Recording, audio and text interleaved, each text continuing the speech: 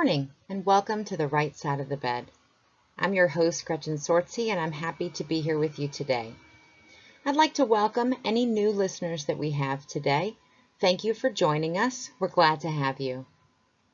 Yesterday, we learned about the power of cognitive empathy, what it means and why we should use it. It influences our levels of compassion, positively impacts relationships, increases intimacy, and improves our health. It reduces judgment, which in turn opens doors for communicating and understanding others. People who use it are more focused and productive. There are many, many benefits. There are also many ways to get better at this skill, and we'll put some of those to practice this week. One of the fundamentals to building cognitive empathy for others is learning to listen. Listening is to give one's attention to sound or action. It involves complex, effective, cognitive, and behavioral processes by simple definition. Most often, we talk about listening in the context of communication, but here we're talking about its power in the realm of cognitive empathy. By using this skill to empower our cognitive empathy stores, we don't just enhance our communication skills, but several other important areas of our lives. The kind of dedicated listening the world needs is hard to find. There are many listening errors standing in our way. Over the next 2 days, I'm going to share 5 of those errors from the Superpowers Institute class, Change Your Shoes, all in a brief summary. Here are the first 2 for today.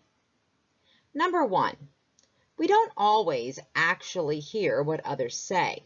We hear what we perceive they say. Try never to make the assumption that you understand until you verify that you really do. It's often wise to repeat what you hear to others, to be sure you've heard what you think you have. Misperceptions happen all the time, and it's not always what's being said, but also what's being heard. Number 2, we're so busy working on our responses, we're unable to really hear what others are saying. That's what we do.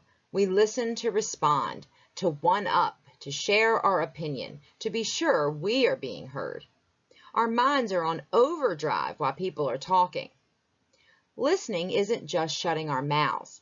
It's about shutting our minds and opening them up instead to what others are saying, to receiving from someone else. You thought yesterday about who you wanted to apply cognitive empathy to. You can start applying that today to those people by showing them your new listening awareness. Open that awareness and be more aware of what you hear.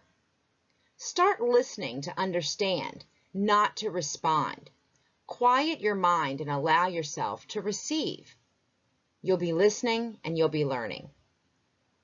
As we work together to shine light into the world, I want you to leave a note for someone today. Anyone. A teacher, mail person, co-worker, family member, the bagger at the local grocery, whoever you want. Be sure the note is an uplifting comment, thank you, or positive affirmation. When we open ourselves to loving others, opportunities to be loved will open in response. I encourage you to begin this day in thankfulness as we do every day. You are up and alive. I want to draw your focus today to your imperfections. Like you, I have them. We all have them.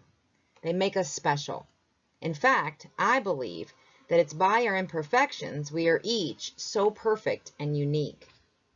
We've now been practicing our group affirmation for several weeks, and I encourage you to say it to yourself today as often as you can. It can be easily found in episodes 1 through 25 or on our Helping Hands Facebook page. I want to thank you for joining me today for the right side of the bed. We'll be here each morning to get you started with positive programming on topics we hope inspire your life. A huge shout out today to Mrs. Horn in Virginia. This morning, I hope your day is filled with abundance and love. Remember, a focused imagination is a magic wand. Until tomorrow, be blessed.